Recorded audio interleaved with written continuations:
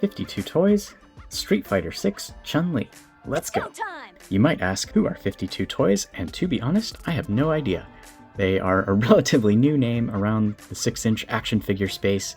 They had a Xenomorph figure of some acclaim last year, and this year in 2026, they decided to make game-accurate Street Fighter 6 figures, kicking things off with the new looks for Ryu and Chun-Li. I love Street Fighter 6. I love Chun-Li's new outfit, especially. Capcom did a great job. I dare say I like Chun-Li's Street Fighter 6 outfit even more than the classic outfit. Unlike the Reveltech Chun-Li I looked at last year, which was all sorts of stylized, 52 Toys seem to be taking a more faithful, game-accurate approach, especially to character portraits and proportions, seemingly while leaving nothing on the table as far as articulation, which I'm pretty excited about. The box has a pretty typical window cutout setup, reminiscent of SH Figuarts, where they have a nice big figure photo cutout following along the outline, some accent colors with the blue, white, and gold from Chun-Li's outfit, brand logos all around, 52 Toys, Capcom, Street Fighter 6, and I don't know what guy in an anvil being struck by lightning symbol is supposed to be, but it's all over this box for some reason. So, I don't know, maybe that's the product line that this is part of. Quick look at the right-hand side. You have a vertical character portrait in rear profile, looking good. More Street Fighter 6 and Capcom. Left-hand side, strong-looking stance. I think this is one of her like post-match victory poses. On the bottom, some brand and manufacturing info. One interesting thing, it does tell you the materials used, ABS, PVC, and POM. ABS is a harder semi-crystalline plastic.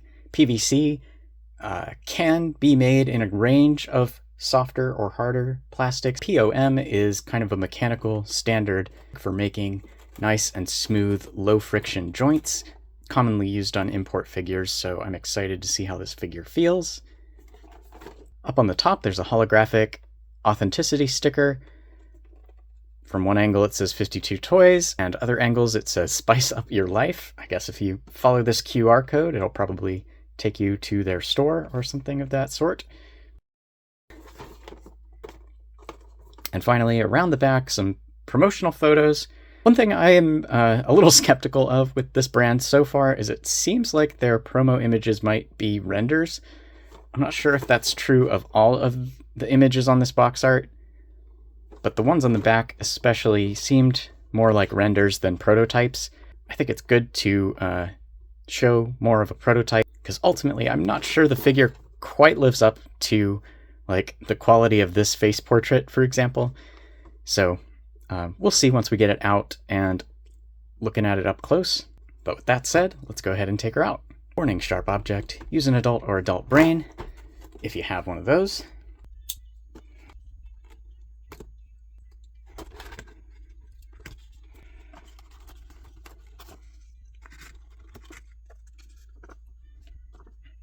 Quick look at the literature.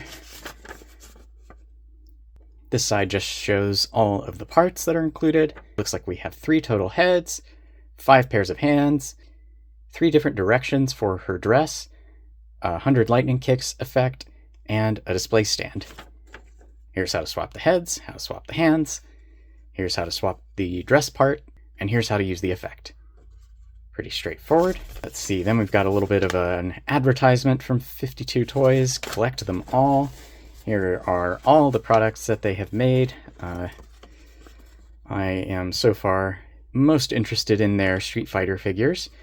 I'd be interested to see if they get some more fighting game licenses. I am a big fan of the Aliens franchise, but I gravitate towards the classic H.R. Giger Big Chap design. A list of all their licenses, I guess. This Samurai Warrior looks pretty cool. And then Chun-Li and Ryu are kind of the first 2 from the Street Fighter 6 line. They also have the Outfit 2 version of Chun-Li coming very soon. Ooh, very pretty. Not normally super keen on the player stage cardboard inserts, but I love Chun-Li's stage in Street Fighter 6, and this print is really nice. It can be a little tricky to get out, but it doesn't snag on the tray, and it looks really good in the back of the box. One thing that's kind of a shame is when the figure's in there, it's actually a little bit hard to see, but that's maybe a good thing because it means the tray is packed with accessories and goodies. As I mentioned, there are 3 total heads. We have a neutral expression, a shouting expression, and a happy victory face, which is awesome. She has 5 total pairs of hands: relaxed hands, fists, flat karate chop hands, spread finger open palm hands, and 2 victory sign hands. And finally, some interchangeable parts for her dress. There are front and back pieces for 3 different directions. There's straight down, blowing to the left, and blowing to the right. And it looks like you can use them in any combination, which is super cool. I think given the elaborate pattern on this dress, it would be difficult to do in soft goods matching the top of her dress. Honestly, I think this covers all the options I would want, so we'll see how that goes as I start posing the figure. The bottom tray is quite straightforward. We just have the lightning kicks effect and a display stand. All right, let's go ahead and take her out. As luck would have it, while I was filming the review for Chun-Li, a second package arrived from Bombasby containing 52 Toys Street Fighter 6 Ryu, so this just became a 2-in-1 review. We'll quickly peek at Ryu's box. It's the same size as Chun-Li's, same layout. Different dark red accent color from his gloves, I'm assuming. And you might want to sit down for this. It has pictures of Ryu instead of Chun-Li. And again, hats off to Capcom's character designers for Street Fighter 6. Ryu is another one where I think they've taken the best of his classic design and elevated it. He's got a beard now, and I don't know what you call this article of clothing, but we'll just call it what it is, his house. We'll take a quick look at his stage background. This is another gorgeous stage design from the game. It's some old Buddhist temple with these cherry blossom trees or sakura trees. Really fits Ryu's vibe in this game as kind of the seasoned nomad martial artist that he is. The cape comes in this little bag that's just taped shut. Here you can see all the parts: 3 heads, 3 pairs of hands, and 5 different effect pieces. We have symmetric short punch, symmetric shoryuken punch, and then Hadouken. Finally, the display stand. Swapping heads, swapping hands, using the effects. And then we already looked at this. And in the top tray, we have the main body of the figure. 3 total heads, a stern, grumpy neutral face, gritting teeth, and shouting. 3 pairs of hands, including fists. And then a pair of these martial arts stance posing hands, and a pair of Hadouken hands. And then we have these semi-translucent punch swoosh effects. We have 2 short ones, one for either side, and they just replace the hand completely. And then we have these 2 spirally long ones for shoryuken punch. Wedged between the trays, we already saw his house, and in the bottom tray, the Hadouken, and he actually has 2 display stands, one for the figure and one for the Hadouken effect. And before we do size comparisons, let's go ahead and complete the look here. Maybe safer to remove the head first. Just so. And here's Ryu and Chun-Li out of the box in vanilla poses. I meant to say this up top. I ordered both of these from Bombasby. The retail price there was $45 US. After tax and shipping, they came to about $60 a piece. So take that into account when comparing to maybe some other Street Fighter lines. Here's the Storm Arena Street Fighter Alpha Ryu, X-Kokan Street Fighter Alpha Chun-Li, Jada Toys Chun-Li, Amazing Yamaguchi Chun-Li, SH6 Arts Chun-Li, Amazing Yamaguchi Jury, SHF Kami, Stepping Out of Street Fighter, Figma 2B, and Figma Samus.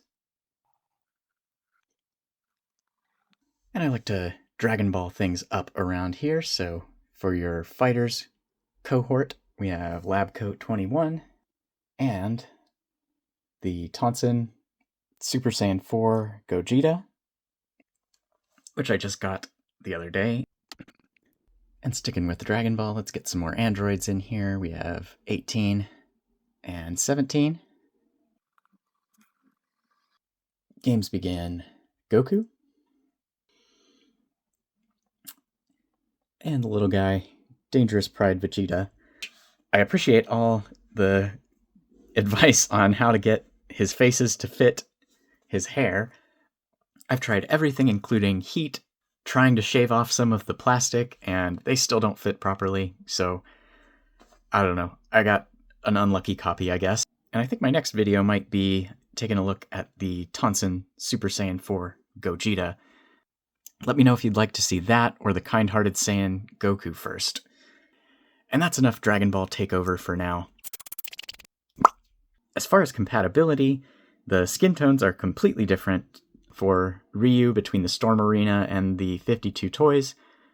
Much darker on 52 toys. On the other hand, you might have better luck with Chun-Li. I think the SH6 Arts seems like almost a direct match. The skin tone and head size are really quite close, and can you believe SHF actually released this as Street Fighter 6 Chun-Li? I mean, that's just not Street Fighter 6 Chun-Li, so if you wanted her to look more like she does in the game with this outfit, you could maybe swap this head onto here, or you're probably just better off getting the 52 Toys Outfit 2 variant that's coming out soon. The Yamaguchi Chun-Li, her skin tone's a little bit darker, and her head is much smaller, but that's kind of a quirk of the Yamaguchi, and she might actually look a little bit better with a larger head, so I bet you could probably make that work if you were really motivated as well. One thing I really like about Street Fighter 6 character designs is their face portraits. They moved away from the kind of bubbly, cartoonish look of Street Fighter 4 and 5 to a more semi-realistic style that I think looks really good. Ryu is handsome and rugged, and Chun-Li is pretty and elegant, and I love that 52 Toys gets quite close to the mark in terms of accuracy. It's not hyper-detailed face, but the details that are there are correct and not distracting. And for me, this is a huge improvement over the Yamaguchi Chun-Li, which just kind of looks like the wrong person. You can see the difference in nose shape. Chun-Li's nose is just like quite dainty and petite looking in Street Fighter 6, and Yamaguchi kind of captured that from the front, but in profile, it's just a little too rounded and short. You can also see the different approach to the eyes. The Yamaguchi has very little eyeliner, which I think actually looks pretty good on the 52 Toys. You can see the pearl earrings are quite a bit smaller on Yamaguchi's. I'm not sure why that is. I think this is closer to the mark. But one thing I do think AY did a little better is the subtle gloss on her lips. 52 Toys got the red shade right, but it's pretty flat by comparison. Spinning around to the side, you can see the difference in the hair sculpt. Keep in mind, the Yamaguchi is at least twice the price of 52 Toys, depending on where you get it from. And you can see a little bit of that budget here in the hair, for example. The individual strands are sharper, more specific. They're pretty shallow over here. That just comes down to like the mold quality and material quality and maybe the sculpt itself. Similarly in the ears details a lot softer. The ribbons are slightly larger. Here you can see they're a little bit finer, more delicate. Yamaguchi does have some gold paint rubbing onto her neck after some posing. Overall, I find myself really preferring the more accurate portrait and proportions of 52 Toys. Yamaguchi has a slightly darker shade of blue. The white has a nicer pearlescent finish, and is more consistent from top to bottom.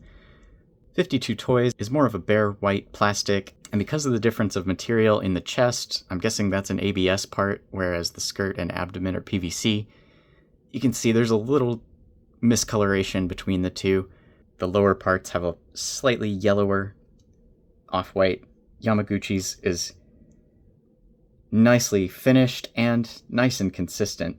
And one final difference, you can see the pattern on her dress is faithfully printed in both cases, but with much sharper detail quality on Yamaguchi. You can see the lines are a little bit more precise. You can see like feathering in the wings of the birds, sharper wings overall. You can see their beaks and their eyes. The gold trim is also a little sharper, but the paint on 52 does rival Yamaguchi pretty well in terms of its precision. There's not really any big misses, and the paint rub on the Yamaguchi neck is partly down to the fact that it's two pieces, the bearskin and the collar. 52 Toys won't have that problem. It's just a single piece neck. It is articulated going into the torso though. The shoes are a clear win for Yamaguchi. The paint on top for the bare foot is much, much nicer over here. It matches a lot better. It's cleaner.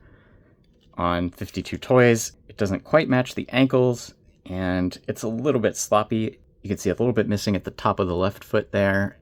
And we'll talk about the articulation, but the way they have designed her feet, there's always going to be this gap there. You cannot push the feet on further. It's actually a ball joint, not a straight peg. So it is plugged in as much as it can be. You can see the black on Yamaguchi's is a nicer glossy black. The white is sharper, and the gold's just a little bit more vibrant.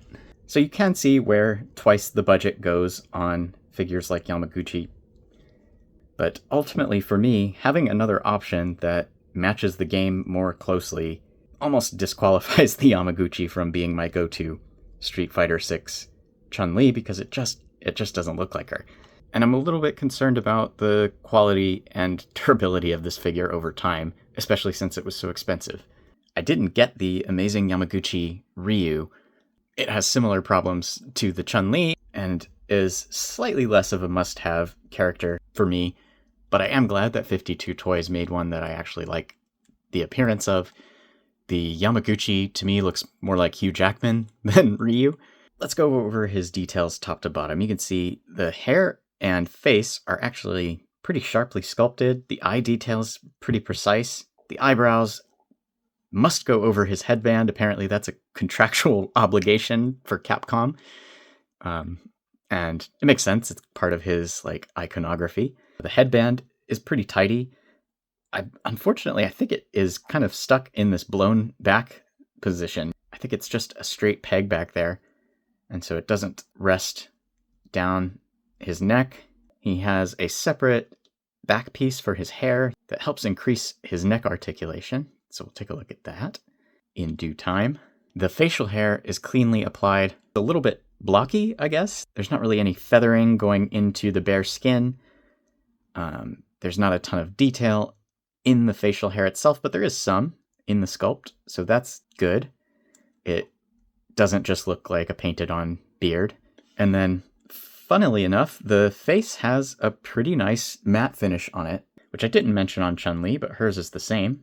But it stands out and is worth mentioning for Ryu because it sits in contrast to his body, which is quite shiny, bare plastic. This is probably the biggest complaint I've seen people have with this figure, and I think it's a fair critique. It's solvable with some matte spray. That's not something I like to do to figures. I like to keep things stock as much as I can. And to give you my honest feelings about it, in this case, it doesn't bother me, and that's mainly for two reasons. First off, while you can remove his cape, the figure is designed to wear it, and it does cover up at least 40% of his torso. It definitely looks a little bare and unfinished under the cape, but if the choice was between matte finish on the body and wired soft goods cape, I definitely prefer the wired soft goods cape. I think it really completes this look for Ryu. The second reason might be too generous, and I agree sometimes it's a bit of an excuse, but I think it works in this case. And that is, he's a fighter. It's okay if he looks a little sweaty and oily. Like I said, I think that can come off as an excuse, but in this specific case, if you look at the character model in-game, he is quite sweaty and oily looking. Sure, if you compare this figure to Storm Collectibles, where they are just like all about their paint finish, this looks cheaper. But at the same time, somebody who's played this game a bunch, this actually evokes that post-match victory pose where Ryu is just grumpy and dripping with sweat. Like I said, you can decide for yourself if that bothers you or not, or if you do get this figure, if you want to matte spray it. I've seen, I think Spicy Psyduck did in his video review, matte spray his, so you can go check that out to see what it looks like after applying that. But like I said, I'm going to keep mine stock. You can see there is some shading on his arms in the creases between muscles, and it looks good. It's a nice, like, reddish brown. It would have been nice to carry that through his serratus muscles here, which are quite prominent, and maybe a little bit between his pecs, so that they don't look so, like, big and flat. There are little creases in there, but they are not as sharp as they could be. I think his chest is maybe a little soft, 40% covered by his cape, but this side of his chest, you definitely can still see, and it looks a little flat and round. You can see there is an intent to put some lines going across. They're just not super sharp, and a little shading would have helped bring that out. I thought for a minute he doesn't have nipples, but you can see they're subtly there. Those could have maybe used a little paint application, but I don't know. Figure companies are always tying themselves in knots over whether to paint nipples on figures. It is a part of human anatomy, so there's that. His gloves are a nice, like, dark reddish brown. The wrist cuffs are a separate piece, but it seems like they are painted, or at least the color matching is, like, excellent between them and the backs of his hands. All the hands have the strap painted on the underside. The wrist pegs are in skin color plastic, and when figures have hands like this that are different color front to back, you kind of just have to pick one and not match the other. Skin color makes sense, as they already would have had to make skin color joints for the elbows and shoulders and neck. You can get a little skin color poking through at the back if you do like curled fist type pose with the arm angled up. If you point the arm down, the wristband tends to kind of fall into place and cover the joint for the most part. Now I'm going to take the cape off, and we'll talk a little bit about the muscle anatomy. As I mentioned, it's a little bit soft in the pecs, and then a little bit blocky in the abdomen. I don't think it's necessarily bad. He does have a little bit of like collarbone sculpted on these shoulder caps. That looks pretty good. I think the arms shape is actually really nice. It's one of the things I grew to not really like on Jada's figures, was how like bubbly the biceps are. I think the bicep looks best when it's kind of got a slimmer profile from the front, and it stands in contrast to like the rounded shape of the shoulder and the forearm. And then kind of similarly from the side, it looks nice when the bicep has more like front to back. Between these two, there's little things that stand out, like the shape of the forearm muscles. Look at how the Storm Arena is kind of vaguely divided down the middle with a bulge on either side. But this Street Fighter 6 Ryu, you can see the muscle is like much more intentionally shaped, how it curves over the top of the arm like that. That plane doesn't really exist over here. As good as the Storm Arena sculpt is. There's also some veins in the arm, and you can see in profile just how much is cut away in front of the elbow for Storm, whereas 52 Toys has a much more filled out arm profile, and I think it can probably straighten out all the way. Let's see. It can, but it starts to lose a little bit of its shape, and the bicep doesn't bulge a ton when the arm is straight, but that's actually fairly normal. Usually it's when the arm is bent that the bicep kind of bulges out, and I think they did a good job making the sculpt have that effect kind of on its own. The shoulders I like quite a lot, actually. I think they've done a good job not making them overly spherical. The design we'll talk about in Articulation, but it's basically the same design Jada's been using since, I think, Akuma and Balrog, where it's kind of just like a longer ball peg pseudo-butterfly joint. And I think it works pretty well. You can get him into kind of, like I said, that like grumpy huff victory pose. The one place I do feel the sculpt is lacking is actually around the back. It's just a little soft compared to especially the front. When you turn him around, the difference can be a little bit jarring. I'm a little bit forgiving in this case. Like I said, figure meant to be wearing the cape. The character design has these like bandages wrapped around his lower abdomen, and they look pretty good. It is a floating piece, which means there is a little bit of gap around the top, which if this was a wrapped bandage, you wouldn't really see, but it's a toy and needs to move. Somebody's going to have to tell me what the kanji on his belt say, but they're pretty nicely printed there. The band for the belt is nicely painted on the pants. Oh, one thing I really like about the arms that I did want to talk about is the way they designed the elbow joint. One thing I don't like about Storm Arena is the way they do their double hinges. They're especially long and blocky looking. It's not the biggest deal in the elbows. If you look at it from an angle, you can see a lot of curves cut out.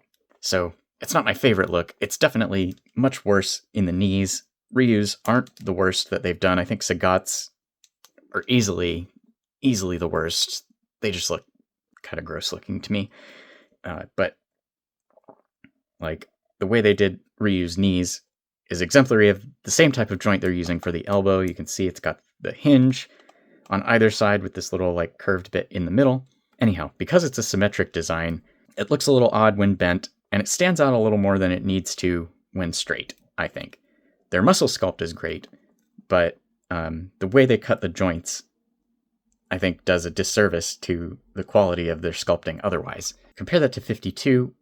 While there is a little bit of like flashing on the mold there, ignoring that, you can see they did make the joint asymmetric, so it's a little bit rounded out at the top to help fill out the bicep when the joint is straight. And when bent, the joint fills in the space a little bit better, I think.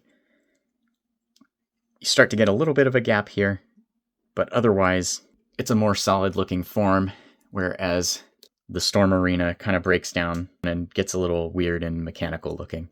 I like the sort of canvas texture for his pants. The knee joint looks so much better than Storm's, both in a relaxed pose. Look how much cutout there is behind Storm's knee, and when bent. You can see they're similar height, but a little bit of reduction in height makes a lot of difference, and a more intentional sculpt also makes a lot of difference, without really sacrificing any range. So, hats off to 52 for that. I actually think they did a nice job engineering these figures. And one more thing to compare, much more refined texture on 52 compared to Storm Arena's, which is a little chunky looking. This dirty wash at the bottom of the pants looks like he's been trekking through some mud. It does end a little abruptly, so it was mud of a very specific height. Maybe that could have had a little bit more of a gradient to blend it in with the rest of the pants. Or maybe the pants could have had a little bit more of a wash so that it isn't such a sharp transition there. And finally, his big old Fred Flintstone feet. They're molded in bare skin color with brown painted on all around the bottom for the soles, and then in a pretty intricate strap pattern, which they've done a pretty nice job with. There's only a couple spots where maybe the coverage is a little thin here, or it's bleeding over just a bit right there, but not bad. Let's take a quick look at his cape before putting it back on him. It has this nice, like, brown, I don't know if this is metal or wood, ring holding the pieces together in the front. It has this, like, slightly bronze inscription and a little bit of weathering on it, and it looks really nice. The cape is nicely frayed along the bottom, but I am a little worried about this holding up over time. I've already noticed a couple little strings flaking off of it through this video. The stitching is acceptable. It's a little thick on the front here where this front piece is tied down, but it's not bad, especially for price range of this figure. I think just having a wired soft goods piece at all is exceptional. And it is wired, so the wire doesn't cover the bottom, and that can be hard to do with a frayed edge like this. You pretty much have to make this in 2 layers, which would probably make it too thick. Anyhow, the wire runs up the sides, around the collar, over the top, and down the other side. So it has some limited posability, but it is a little bit better than no wire at all.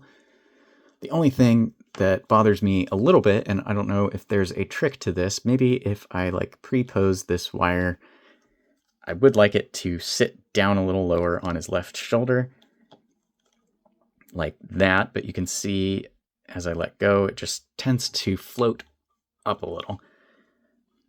But that's a pretty minor nitpick, and otherwise I think it actually looks really good when on the figure. It drapes nicely. Honestly, it feels almost like the same cloth material as Band of the Hawk, Guts, and Casca. Maybe that's the color talking, but I think it is actually a very similar fabric. And I really praised those figures for how nicely that fabric folds and lays. I think it looks good for the scale. Like I mentioned, this area where it ties in the front looks a little chunky and out of scale. I don't know if that could be maybe posed a little bit with, yeah, it is wired, so you could maybe play with this a little to get it to squeeze together a little more so you don't see quite as much flat fabric. That's mainly the thing you want to avoid with like soft goods like this, is you don't want too much flat surface area of fabric, because then it starts to get that like Lego cape effect. But that's Ryu, top to bottom. Let's look at Chun-Li, and then we'll talk articulation. Now, we saw how Chun-Li compared to the Yamaguchi, but let's just look at her on her own. Getting in nice and close on the face, it seems like her left eye might be just slightly misaligned. You can see a little line in skin color right above the eye there, and it does look like the distance from her nose is a little bit larger on that side. One way you can tell pretty reliably is if you look at the face from below. Yeah, you can see it's definitely drifted off a little bit to one side. I wish it was a little bit more precise there. From a regular distance, it's not too bad. Another thing I'm not so sure about with the head sculpt, the ribbons on the back only have 1 loop. I don't know if they're supposed to have 2. The Yamaguchi has 2. And the one on her left side is much longer than the one on the right. It doesn't seem like it was short filling the mold or anything like that. It just looks like maybe they sculpted it that way. We'll see how it is on the other head sculpts. I think the lipstick is not bad. Maybe a slightly darker shade and a little bit of glossy paint would look a little better, but this is pretty good. I'm pretty happy with how this figure's face looks. I like it a lot more than the AY. The neck is molded in skin color with white for the collar and gold paint for the trim, and it's pretty tidy. You can see a little bit of white poking out at the top there. Around the back, it's pretty clean. And then I think the majority of her dress parts, except for maybe this shoulder, are molded in a white material of some kind. The shirt, I believe, is white ABS.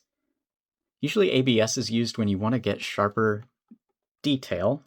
It also tends to be used a lot for like upper torso casings. I think the rest of her dress pieces are white PVC. So there is a little bit of mismatch in the color there. The PVC parts have just a little bit warmer of a white, maybe like a little more yellow, if you think of it that way. And those include like this shoulder bell, the abdomen, and then all of the different skirt pieces. And you can tell they're PVC just in the feel of them. They flex. The color window has skin tone paint, and it actually looks pretty neat. It matches pretty well. There's gold trim painted around the perimeter of it. with just a little bit of pooling in like some of these corners, but overall, like the design is really well achieved. This side of her dress is painted blue, and that continues around the back. And it blends in with this line work really nicely. I don't know if this is like typography or how exactly they would make this. The dress is 2 pieces front and back, you can tell. And then I don't know if this is like glued or welded together in some way to make it a solid piece. But my understanding of how that typography process works is they affix the piece where the painted surface is facing up, and then there's like a little pad stamp that kind of presses down the paint, and the stamp is made of like silicone or something soft that kind of smushes around the material that it's painting, and so that's how they get paint onto curved surfaces. It's also sometimes called pad printing. So yeah, all throughout the parts of her dress, they all share similar motifs: white base color, gold trim, and blue pattern sections. The pattern on its own is neat enough. Obviously, we looked at the Yamaguchi, and it's got a little bit finer details, especially on these little birds. But overall, this like waves and clouds motif looks really nice all the way throughout. And one thing 52 Toys did really nicely is the paint on the inside of the dress. First a layer of metallic brown, and then this gold detail pattern. And it's especially impressive considering they did this on 6 different half skirt pieces. Yamaguchi has the pattern there, but you can see it's not painted in. They did do the metallic brown, but no gold paint on the pattern. I'm actually not sure which is correct, but regardless, I think this looks very good. Her bracelets look great. Metallic gold paint matches the dress, and then black diamonds neatly painted all the way around, and you can see there's actually even a like border on each of the diamonds. I think Yamaguchi missed that detail. They did try to sculpt the diamonds in, but then missed the mark a little bit on some of the paint. All of her hands have fingernail polish that matches the color of the lipstick. It's neatly done on each of them. Nothing approaching the tragedy of that KW perfect cell. So that's good. And then the legs are just solid molded blue leggings. I don't think there's any shading on them. There is some good like muscle sculpting, which is important for Chun-Li to have muscular looking legs. And I have just a little bit of a blemish in the finish on her left leg. For some reason, you can see on both the upper and lower piece, there's like a little break in the finish there. I'm not sure what caused that. I guess it's slightly there on the right leg too. Maybe that's just a side effect of the molding process. It's not very noticeable unless you go looking for it, or moving lights over the figure, which is where imperfections in the finish tend to show the most. The bottom of her pants, once again, has the little gold trim. The ankles are molded in skin color, and the shoes, I'm guessing, are molded in black. And painting the skin tone of the top of her foot over black is really going to be tough. You can see the coverage isn't super great. The color matching isn't great either. And my guess is they probably used the same paint as the chest window here, but that was painted over a white base surface, whereas this is painted over a black base surface. And it makes a big difference because all paint is somewhat translucent, and so the color underneath shows through. This is why you do primer coats. I wonder how this would have looked if they molded her feet white and painted the black, but maybe that's operationally difficult to do. The gold looks pretty good around the top of her shoes. Once again, that little like curly hook detail is there, and white trim around the bottoms and on the soles. Looks pretty neat. And then it almost seems like there is a coat of black paint, even though this maybe was base color black, because there is a little bit of a glossy finish to it. And you can see just a little bit of painted surface texture on top of the foot. But the biggest advantage, I think, over the Yamaguchi is just how on model the sculpt is. The neck is maybe a little long and the detail a little bit soft throughout, but the overall silhouette and proportions of the figure look so much more natural.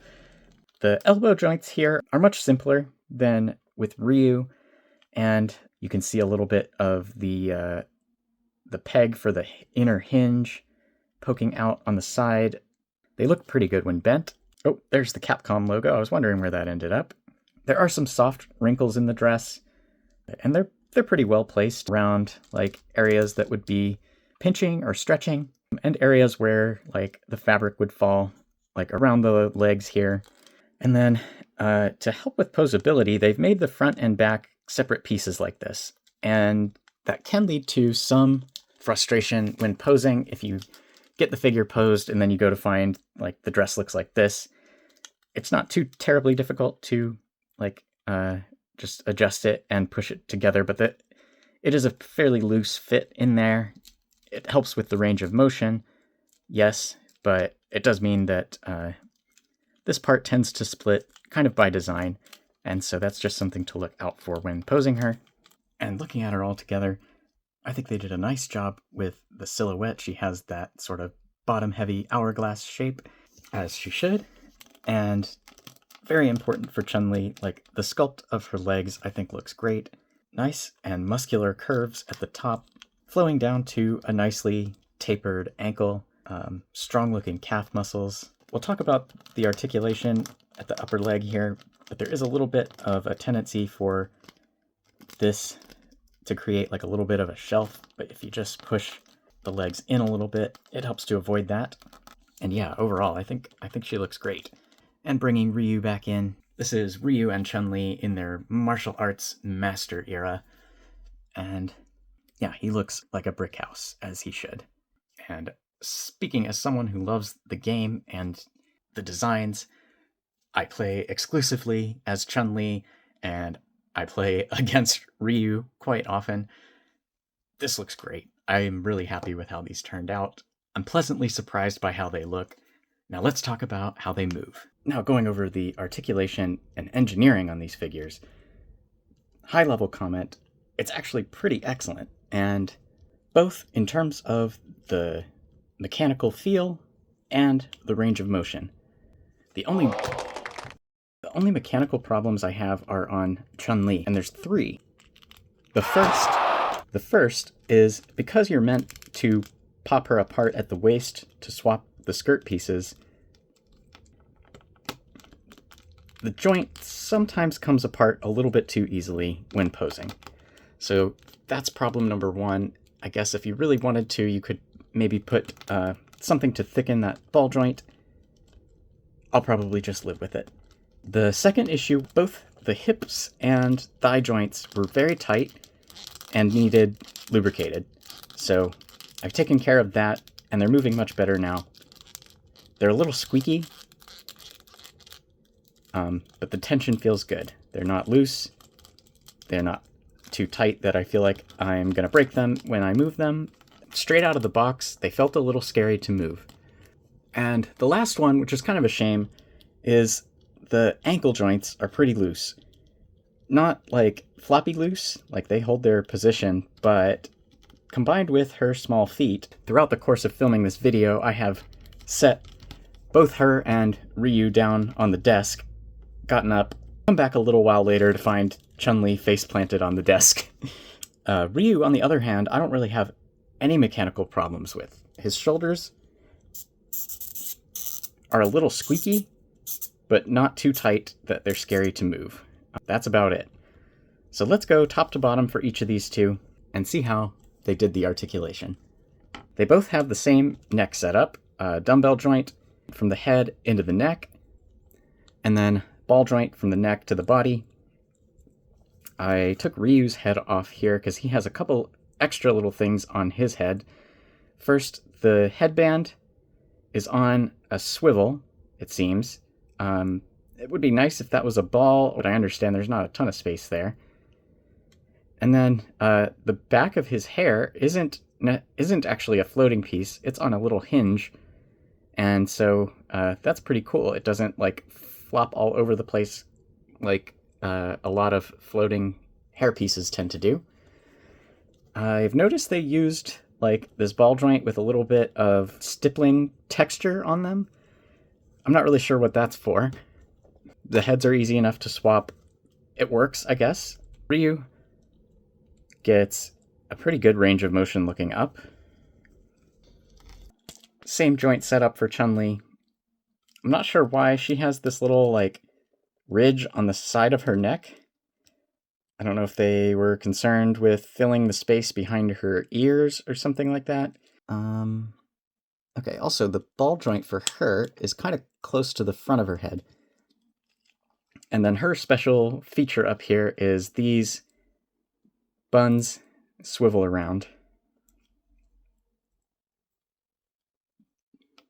I don't think you can take them off, or at least I haven't tried to. Like if you wanted to swap so that the angles are different, you probably could do that, but it's going to be a little delicate. So you might want to heat the head up first. But she looks up really well, a little bit more than Ryu. Ryu looks up about 45 degrees, Chun-Li more like 60 degrees. So really good range, especially for Chun-Li. Looking down is also very good.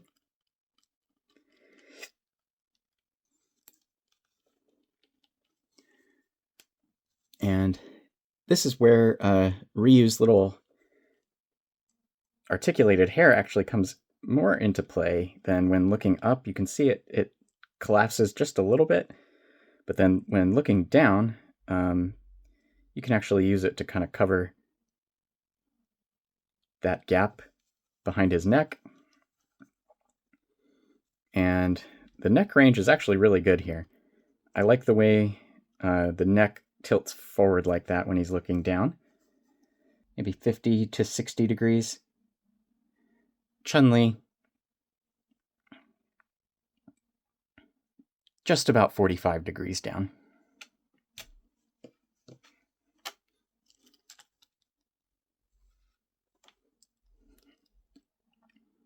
Side to side tilt, as I mentioned, there's that little like scoop on the side of her neck. But most of the tilt comes from the base of the neck. And then Ryu, we've got to be careful that we're not being limited by his cape, because I do want to show the full range. Oops, push it too far. You can pop it back on, no problem. Side to side, 45 and about 45. Pretty much unrestricted range of motion. So it's a simple setup, but it works just great. Ryu's shoulders are very similar to the way that Jada has been doing shoulders since their Akuma and Balrog and the rest of their Street Fighter figures since then. It's a pretty simple setup. It's kind of just a long ball joint that kind of goes deep into the chest cavity, and then a little cap, which in combination give the shoulder this nice rotational range of movement. You can bring the shoulders up to make him look tensed. You can bring them back to make it seem like he's maybe charging up. You can drop them down to make them seem a little more relaxed. They swivel on the ball joint all the way around. Combination of the butterfly and the hinge lets the arms go way up. And then your best bet for bringing them across the body is to go just slightly above the chest, and it works really well when you do that. Easily crosses the wrists. Even down a bit lower.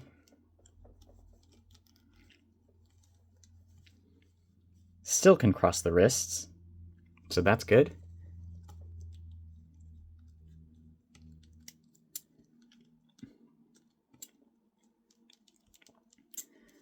Going back, there's not quite as much cut out to his back. They can get just inside parallel. Another useful thing for shoulders. They allow him to raise his arms and put his hands together above his head. The bicep, I think, is just a swivel. They have some ball joints in surprising places, but I don't think this is one. Or at least it's just very minimal range if it is. But it rotates around nicely. It doesn't look too terribly strange, so that's good. It has a nice like V-cut shape. Sometimes like figures in the last 10 years would have more of a straight across bicep swivel. This follows the shoulder anatomy a little better, and I think it looks pretty good. Double hinged elbows, which have this little curved piece at the top that fits nicely into the bicep. They bend pretty well, 135 degrees or so. And they look decent all the way around. There starts to be a little bit of a gap. Wrists are fairly standard ball hinges. The hands feel a little soft. They're not as soft as Storm Arena, but they're very easy to interchange. And then the wrist bands, which I guess are part of his boxing gloves, are just floating. And so they move out of the way nice and easy, depending on what direction you want to pose the hand. Plenty of range all the way. So those work great. Chun-Li's arms are quite unique. She has this specific dress shape to work around. So her shoulders are ball peg going into the torso like this, and then another one going into the shoulder inside the sleeve like that. Additionally, the ball peg in the torso is a little bit of a slip joint, not a ton. Don't blink or you'll miss it. There you go. Let's see, it's a little more noticeable on this side maybe.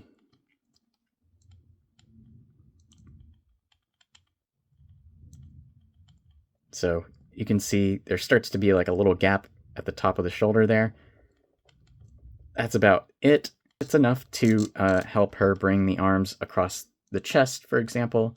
The top ball joint lets her raise the arm to about there, and then the bottom one going into the shoulder lets her move the arm in the sleeve, which not only helps the pose look more natural where the sleeve hangs down below the arm when it's raised, but it increases the range as well.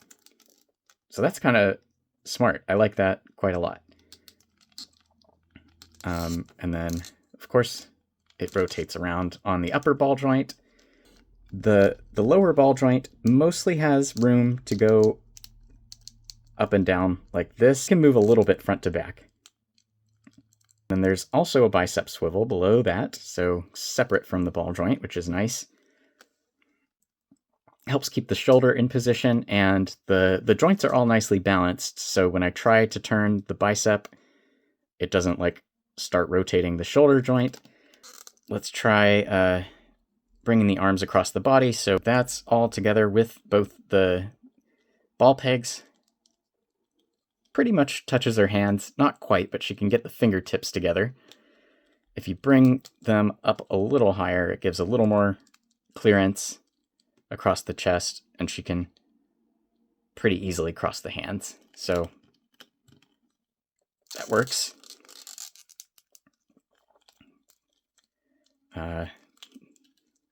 She actually gets better range across the back since it's a little narrower than the front. And she can easily cross her arms above her head.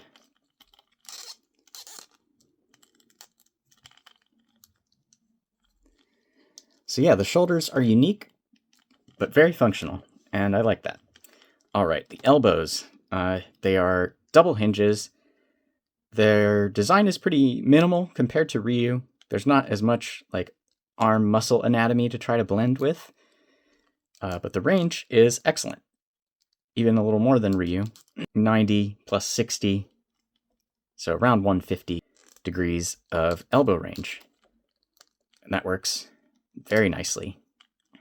and it looks pretty good.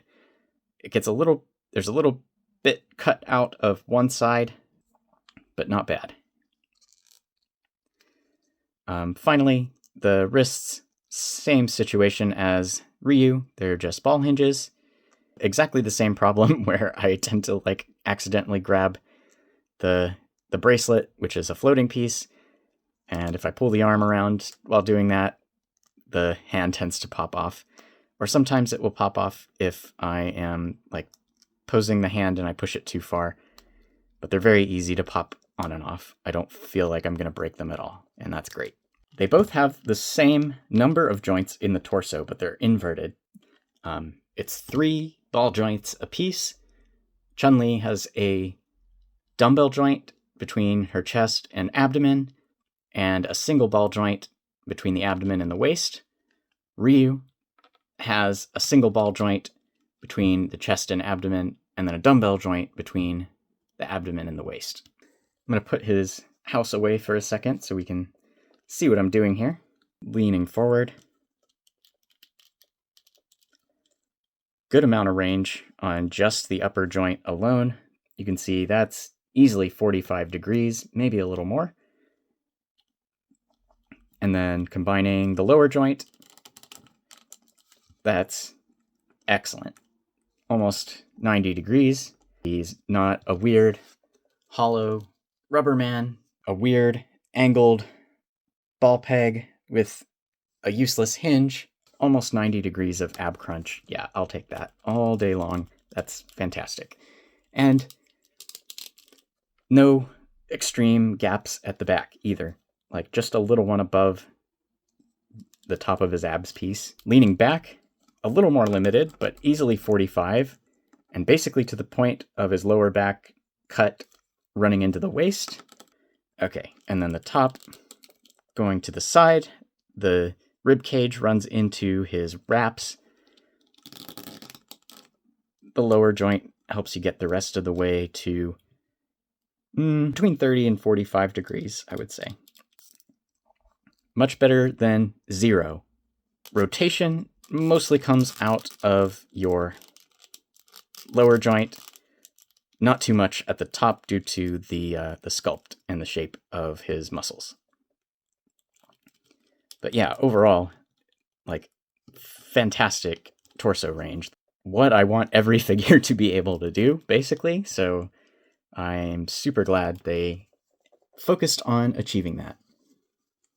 Let's see how Chun-Li does. As I mentioned, 3 ball joints, 2 at the top and 1 at the bottom, so the opposite of Ryu. I'll try to do this without popping her apart at the waist, but that might happen.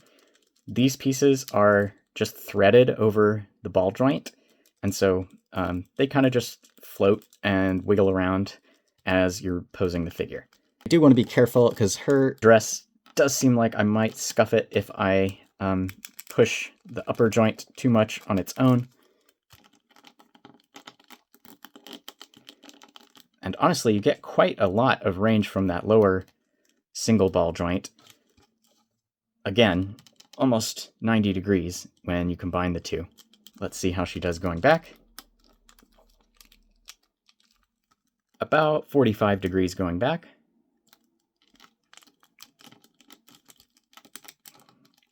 And side to side. Basically to the point where she runs into her dress. Again, between 30 and 45 degrees. And rotation, again, mostly at the waist. I would like every company to please take notes on how to design figure torsos. Ryu's belt is just on a swivel here and can go all the way around. It would be nice if he had one that was a little bit more dynamic shaped. Maybe it's a fairly thick belt tie, but it has that kind of like letter A shape that like the 2.0 Goku belt has, and it looks a little funny when it's when you're trying to pose it to like give a sense of motion. Like an alternate piece that's a little bit shaped more like his headband, honestly, would be nice. Ryu's hips are very similar to like a Bandai 3.0 figure. I wouldn't say the waist is soft, but it is softer than like his torso pieces. His torso pieces definitely seem like ABS.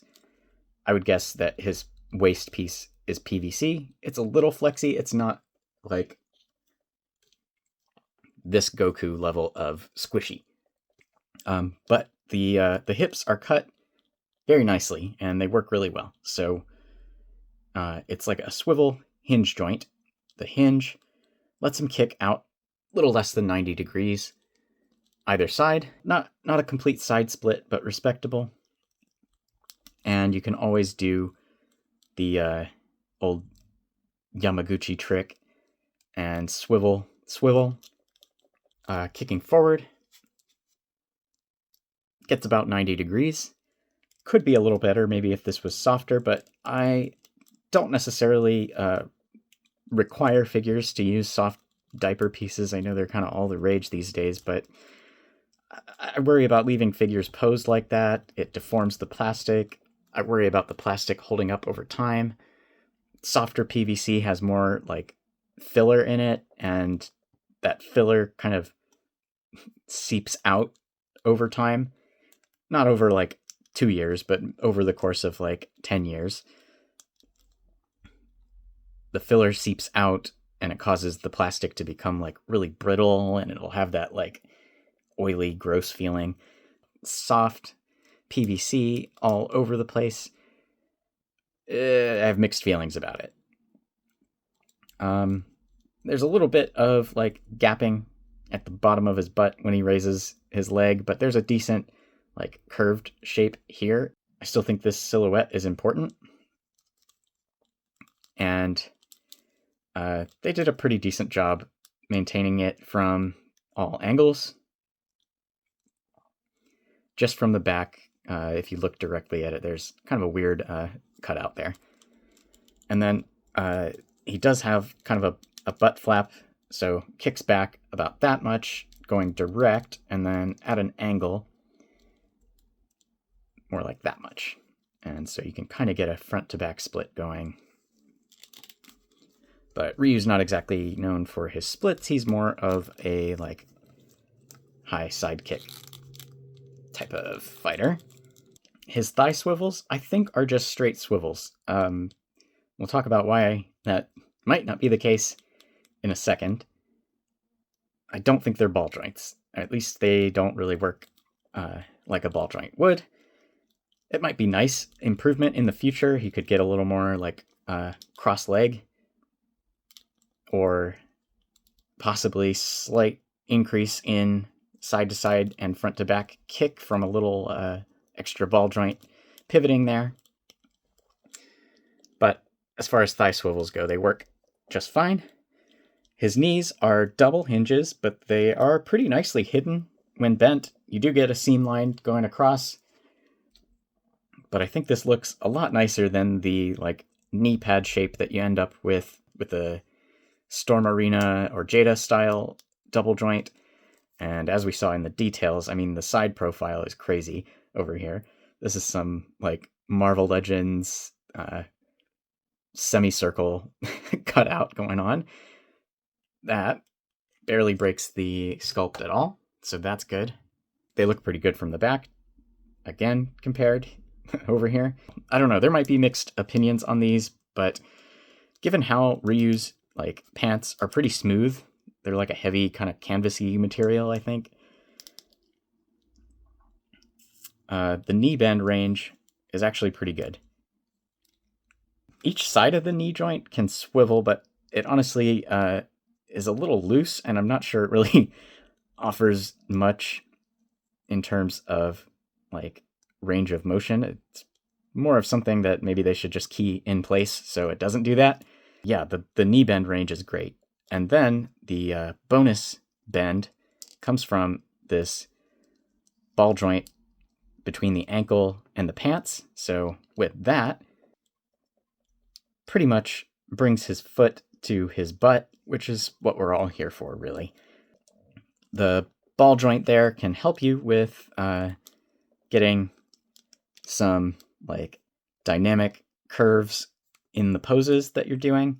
So that's pretty cool.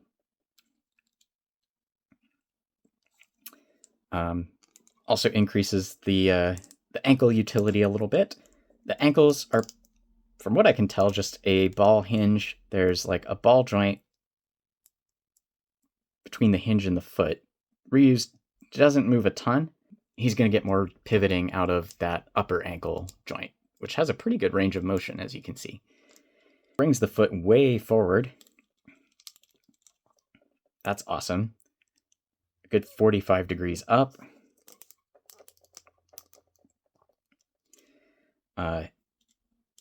Past 45 degrees down, parallel to his leg.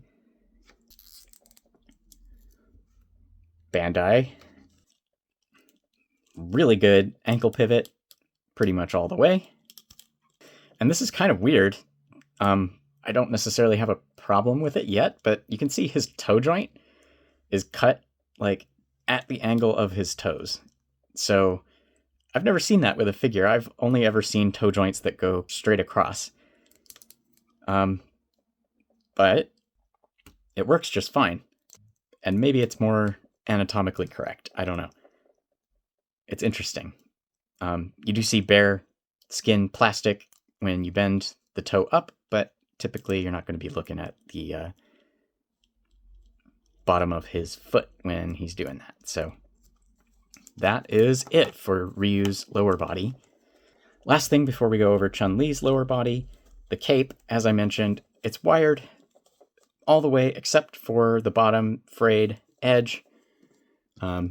As I mentioned, there are some little fragments that I'm finding on my desk as I handle him. It's, I would say, like semi-posable. You can get it blowing back, but because there's no wire at the bottom and it's not hooked onto anything, it's a little hard to get it into like an exact specific shape. It just kind of wraps around him.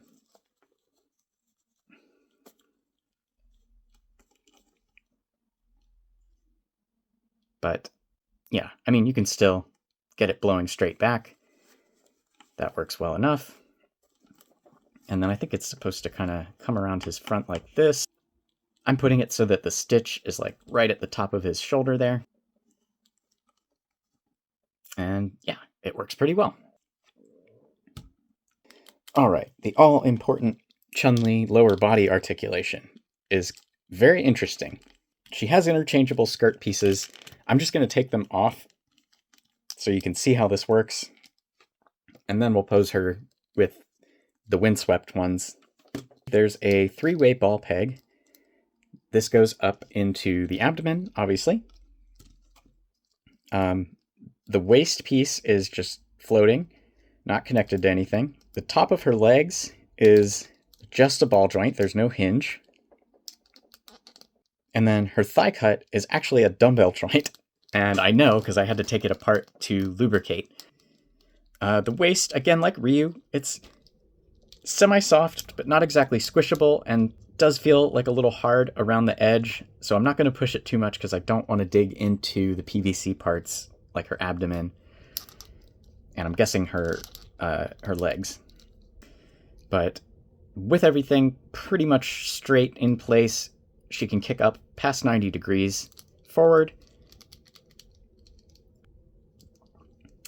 She kicks back at a bit of an angle because there's a butt sculpt back there.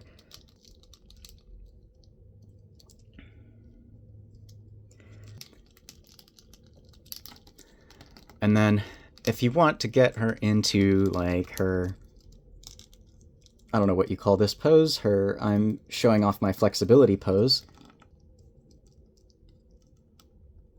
You just get the torso involved a little bit, and it's pretty easy. The dumbbell joints are kind of interesting. They might, like I said, have a tendency to bring the legs out like this, and you can see these like kind of unsightly scoops. So just make sure you push the legs together if you want to avoid that. All right, side to side, you're going to be involving both ball joints again, but easily kicks 90 degrees to the side.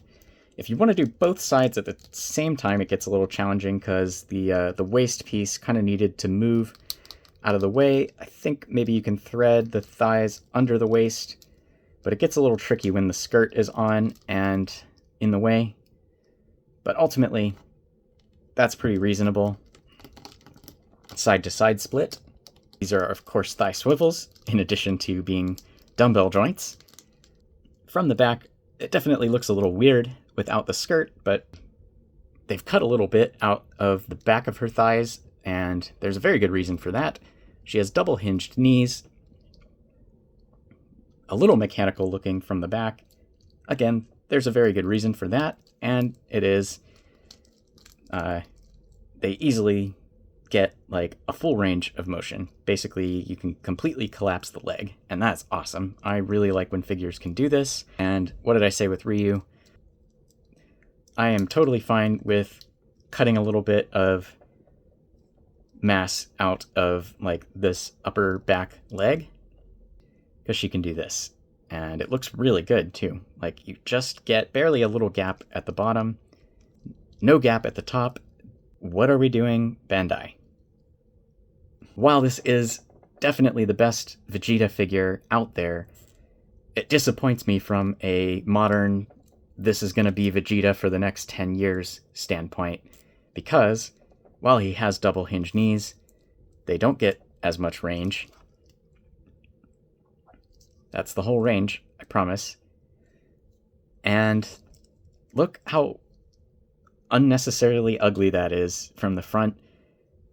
Weird Lego-looking kneecap, big rectangular chunks taken out of the top and the bottom. And again, where's the range? I just don't get it.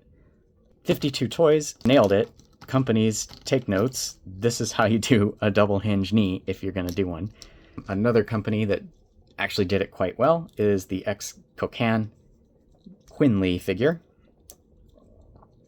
But I think 52 Toys tops even that one, both in range and the aesthetic. So, very well done. If you're going to do a single hinge like Kyoto, I still don't know how I feel about this calf cut. It's very odd looking.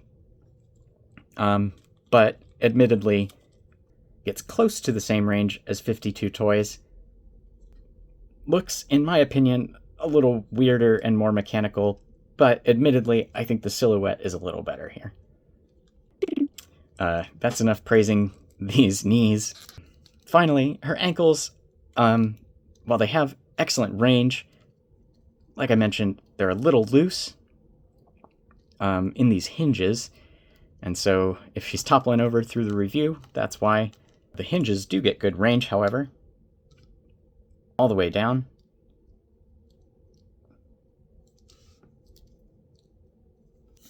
A good 30 degrees up.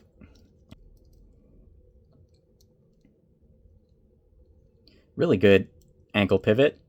Kind of crazy ankle pivot. She does have a swivel at the ankle, at the bottom of her pants. It might be a ball joint, but it's really tight in there if it is. This is a ball joint going into the foot, which is kind of strange. And it kind of has two problems. One, I think it contributes to the looseness quality a little bit. And two, as we looked at in the aesthetics, this is as far as you can push the feet onto those joints, and so when she points her toe, you're just always going to see this big gap here. I think the Yamaguchi does a much better job with the feet. And, of course, she also has a toe hinge. The toe hinge gets really good range, like 90 degrees. Unlike Ryu, it's more so straight across. Doesn't go down at all. One other minor thing that I slightly prefer about Yamaguchi's is the toe hinge can go down slightly, but that's a fairly minor nitpick.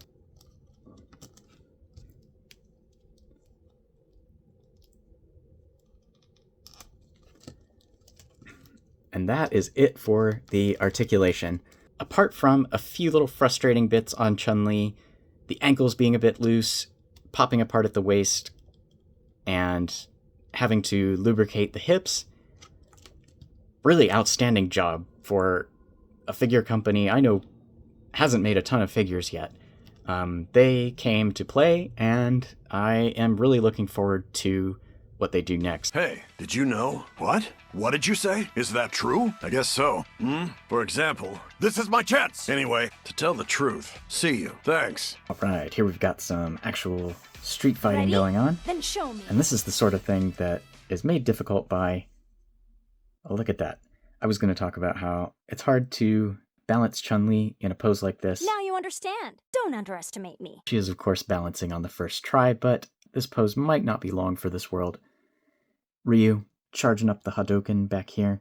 Chun-Li in sort of a low defensive stance. I swapped her to the blowing to her left skirt pieces. And one of the nice things about this skirt setup is you can have both pieces hanging flat, both pieces blowing to the same side to convey movement away from that direction, both two pieces blowing opposite each other to convey spinning motion, which we'll look at in a moment, and then any combination with a hanging straight down piece. And so here the idea is she's kind of crouching back, getting ready to block the fireball, which Ryu is charging. I have swapped him to the Hadouken hands and the gritting teeth face, which, let's get in nice and close on that. Unfortunate eye QC. The right eye has just really missed the mark. That's a shame. Man, this face looks great other than that, but that's really bad. You can see it. Remember the trick I showed you? If you look at it from below, the nose tells you where the middle is, and you can see this side is definitely too far in. And yikes, unfortunate. That really stinks. I'll have to see if I can reach out to Bombusby and see if they will replace this, because that's pretty bad. The Chun-Li face, I don't know. It's close enough. It's maybe like a half a millimeter off, but that one, that's like half the eye is off the mark. But anyhow, that's the idea with this pose. Let's see if Chun-Li can block. Hadouken! Not good enough. Fireball setup. Chun-Li with the excellent block discipline. The Hadouken effect is a fairly hard plastic. Again, that's maybe some ABS, and they may have gone with that to get those sharp-looking ripples in the effect. You can see it has this like spiraling tail. It's done in just a semi-translucent blue plastic, no special paint or molding, and then it plugs into the display stand. It's nice and light. That's another good thing about ABS. You can make it into fairly thin, lightweight parts, so very easy to arrange in any sort of pose. And I switched to the shouting face for Ryu here, and fortunately, much better luck with the eye, much better eye application. Here you can see what a good one looks like from the bottom. The mouth printing's pretty good here. I think the expression's really nice. The crease lines going into the brow and the bridge of the nose give it some intensity. The teeth and tongue are cleanly painted inside the mouth there. Really good. And I've swapped Chun-Li to the splayed open hands. I think the sculpt on these is really good. It's got a nice, like, tense pinky going on, and good for blocking poses like this, or any of her, like, stylish winding up a kick or preparing to guard moves. Let's go ahead and try some of those now. Okay, this is actually pretty darn impressive. This is Chun-Li's like lotus stance pose. It's difficult enough to get a figure to sit in a convincing regular sort of lotus position where they're just kind of crossing at the shins. Chun-Li's lotus stance here. She's supposed to be crossing her knees, and that's really darn difficult for action figures to do. And this does it pretty well. From every angle, that looks pretty good.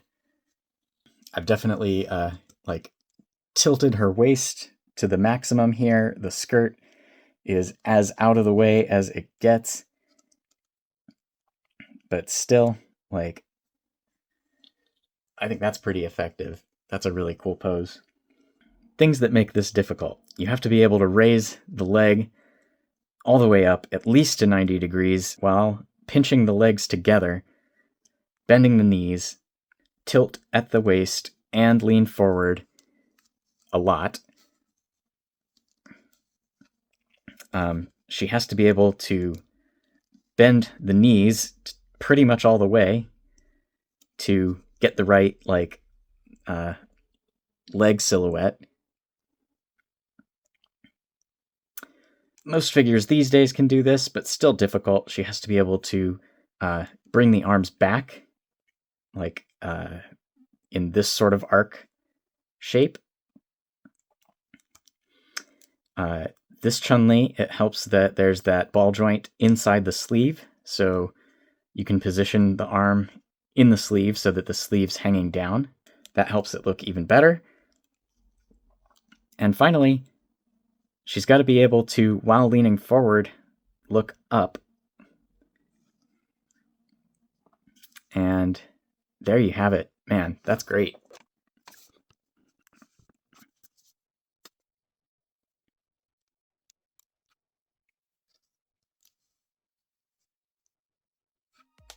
Every time I've tried to do this pose with another figure, you have to kind of fake it from some angle.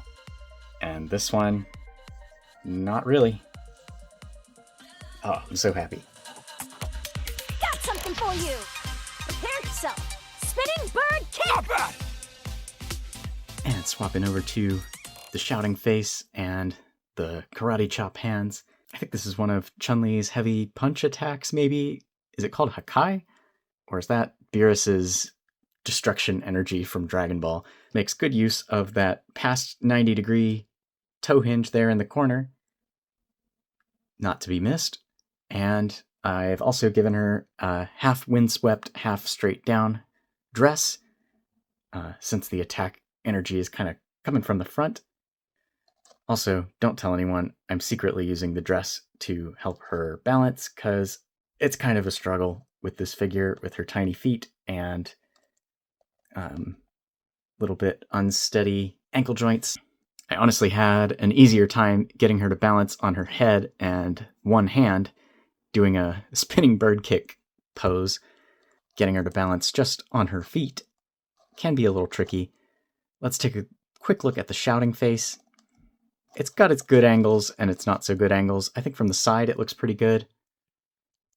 Bringing her in nice and close. I'm not so sure about this one. I don't know if it's just the tongue looks too pale or too close in color to the lips.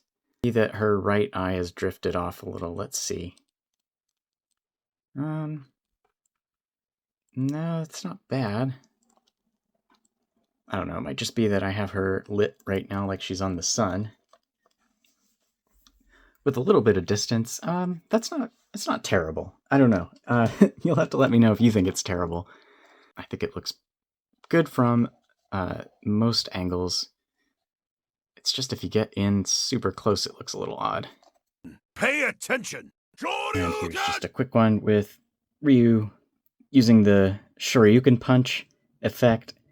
I do think these are very cool. Part of me wishes they weren't molded with the hands so that I could use them with more figures. Maybe if there was just a way that it wrapped around the wrist peg instead. The 100 lightning kicks effect.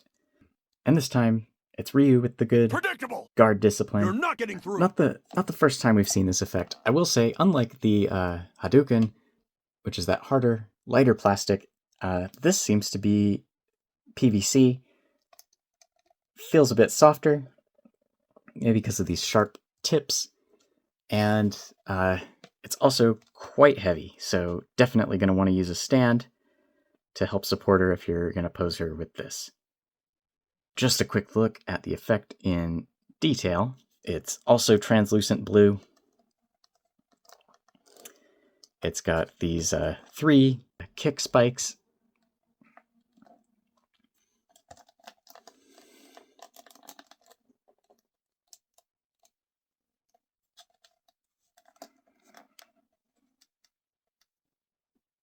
And I believe this is the 4th version of this effect that I have. The others being Jada, SHF, and the Yamaguchi. The Yamaguchi is by far my favorite still. I love the way that it's kind of shaped like after images of her leg. I think that's so cool. This one's not bad. I think between this, the SHF, and Jada, those are roughly equal. They all just kind of have like a impact shape to them instead of the leg after image that Yamaguchi went for. I think that's my favorite part of the Yamaguchi figure, if I'm honest. I guess you can probably like rotate it to different angles depending on what you're trying to do. I'm not really sure if there's a specific way it's supposed to go over her leg. That felt about right. You could still see her foot and the different spikes going around it. Take this! One of my favorite moves and poses for Chun-Li is this launching back heel kick that she does. I forget what the name of it is, but you can see I have her on a display stand, and once you do that, the balance issues dissipate, and she can get back to doing what Chun-Li needs to do, which is lots of high kicks and balancing on one foot. And since they gave me the victory face and hands for Chun-Li, we know who's got to win this fight. All told, this happy face, it's maybe on par with the shouting face. It's not amazing. I think it looks a little odd, but it gets the idea across, and I'd rather have it than not. I also did this pose because I forgot to show in Articulation. She has really good cross-leg range, thanks to that dumbbell thigh joint. And with that, let's go ahead and wrap things up. Time for the finale! To summarize, these figures are almost excellent. I think the design and engineering is great. They're good value for $50 or $60. Ryu is loaded up with effects and the soft goods cape. Chun-Li, you get all the alternate dress parts. It would have been nice to get a Kikoken fireball for her. A Kikosho would be really cool. And I don't know, just like swooshing, kicking, and impact effects are always welcome. I have the Outfit 2 classic costume version on pre-order, also from Bombas. I'm not sure when that one's releasing, but it should be sometime in the near future. My journey knows no end. I will continue to do what I have always done. I could see people not liking the skin tone or glossiness on Ryu, but for me, really, the only negatives are the QC issues on the eye printing.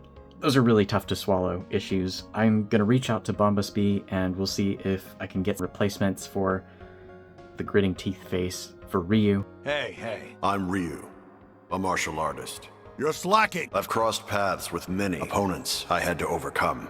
We should train together sometime. And sometimes, let us begin. That opponent was my own self. But apart from that, they're very promising releases, and overall, I'm really looking forward to what they'll do next. Your footwork's sloppy. But yeah, these hit closer to what I'm looking for than the Yamaguchi, and they're in true 1/12 scale, unlike the Storm Collectibles figures.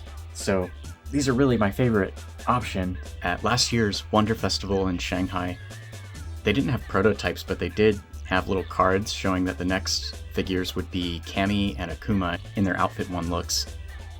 And I think there's just a lot of great figure potential in the Street Fighter 6 roster.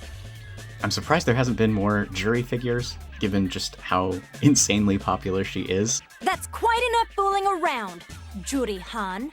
That easy! You're so naive!